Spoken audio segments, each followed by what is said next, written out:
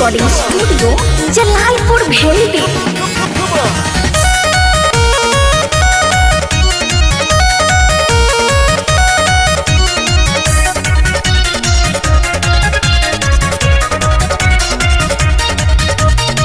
कहाँ से नाच देखे बारो तू आइल, कहेला बाबू तू बड़ा पगलाई। ए बाबू कहाँ से नाच देखे बारो तू आइल, कहेला बाबू तू बड़ा पगलाई। देखे के चोली बोला तारा बोली मन तोहर भौंकता। देखे के चोली बोला तारा बोली मन तोहर भौंकता।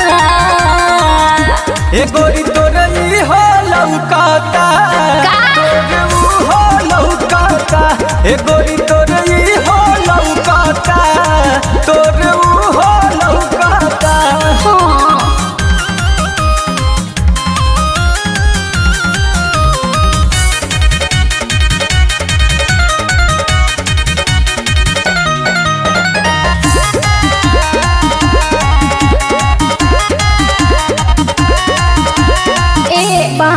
तू बाबू बच्चा अभी से न पर पाछा, अभी जे जाई तोहरा भेटाई तोहरो बिगड़ जाई दास। अरे करंट मार के मुआओगी का, हमारा के ना बुझा छोटा, देखो ना तू चल के अलोटा।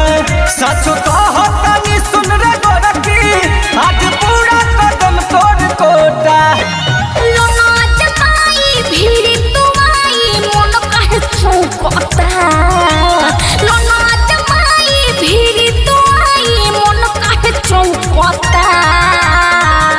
ए गोरी तोरे ई हो लौकाता, तोरे ऊ हो लौकाता। ए गोरी तोरे ई हो लौकाता, तोरे ऊ हो लौकाता।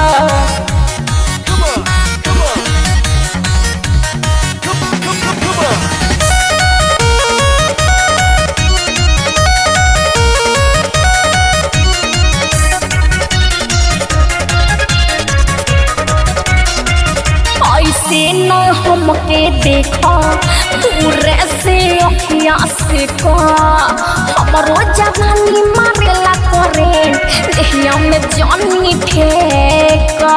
काहे ये जहिया जे पड़ जाई पाला, करे ना दे हब हाला। अरे चाबी घुसा के रे हो पता रखी, खोल देम शटर के ताला। भूपेन रंजित तो दीपक लोहरी हो छौरा कहूँ चौता। भूपेन रंजित तो दीपक लोहरी हो छौरा कहूँ चौता। ये गोरी तोरे ई हो लौकाता, तोरे ऊ हो लौकाता। ये गोरी